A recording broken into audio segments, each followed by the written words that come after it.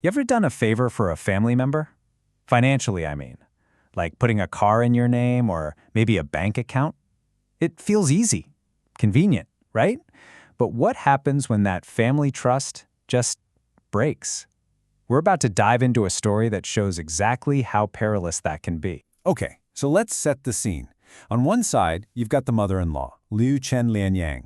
On the other, her daughter-in-law, Yang Honghu. And what's caught right in the middle? A single life insurance policy. But this isn't just any policy.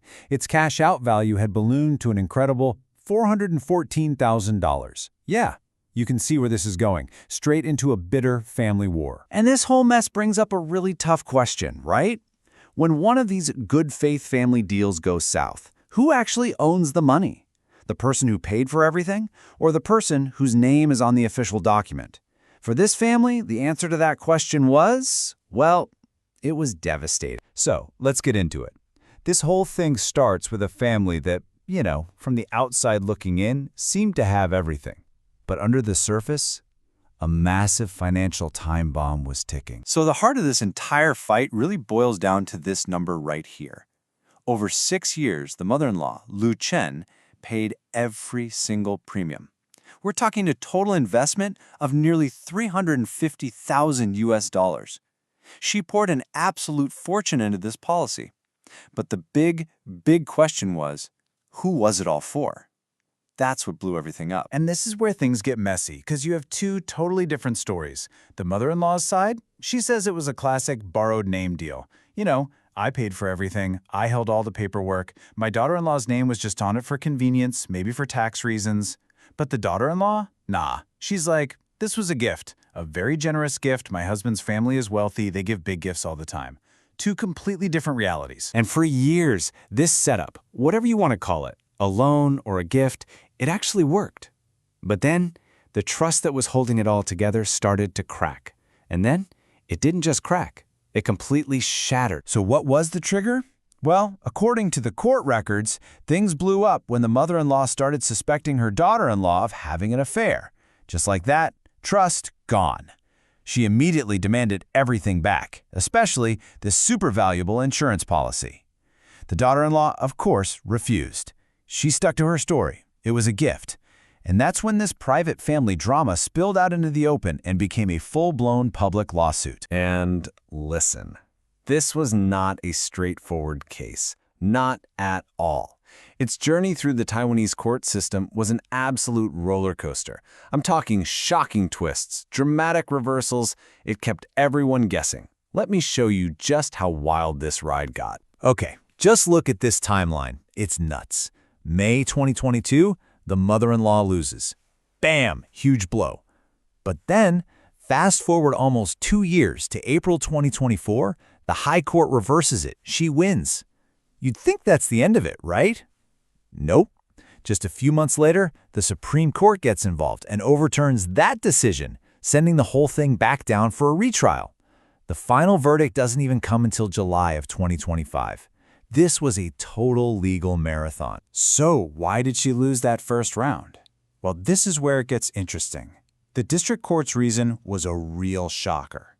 They basically said, look, even if your story is true, that borrowed name thing you did, it violates public order. It's not allowed. In their view, you just can't use an insurance contract like that. So the whole agreement was void from the start, meaning she had no legal leg to stand on to get the money back. But then, the comeback. The High Court looked at it completely differently. Their thinking was, hey, the insurance company's risk is tied to the person being insured, that's the daughter-in-law, not the person paying the bills. So they figured a borrowed name deal doesn't really mess with the insurer's risk calculation. And on that basis, boom, they said the agreement was valid and sided with the mother-in-law.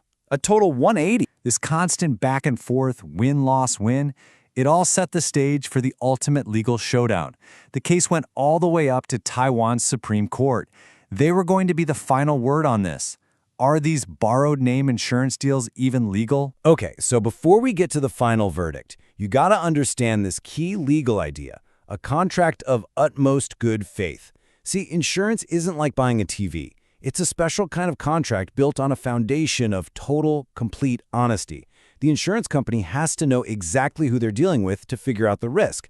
And this one principle, it was the key that unlocked the entire case. And the Supreme Court did not mince words. Their final ruling was crystal clear. They said, and I'm paraphrasing here, using a life insurance policy for one of these borrowed name deals is against public order, period. It's designed to hide who's really involved, it messes with the whole system, and because of that, it is invalid. End of story. So let's break down why they were so firm on this. What was their logic? Well, first, these deals obviously hide who the real policyholder is. The insurance company is kept in the dark. Second, because of that, they can't possibly assess the real risk involved.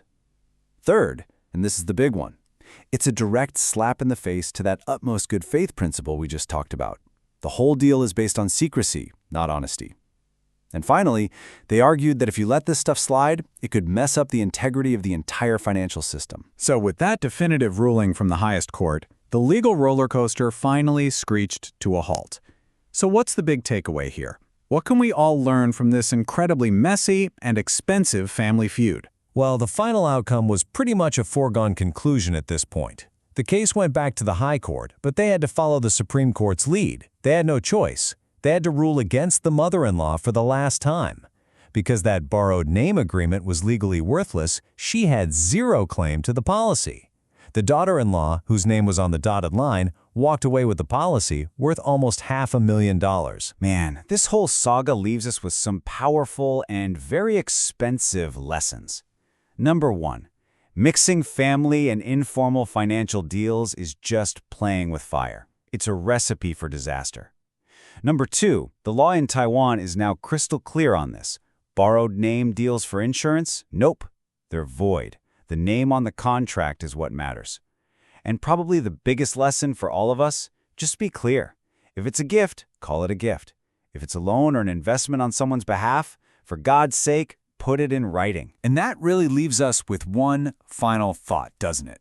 These kinds of arrangements, they always start out as a simple convenience. You know, let's just do this to help out family or maybe to skirt some taxes. But as this case shows in painful detail, that convenience can have a massive, massive price tag. And it just makes you ask yourself, is it ever really worth the risk?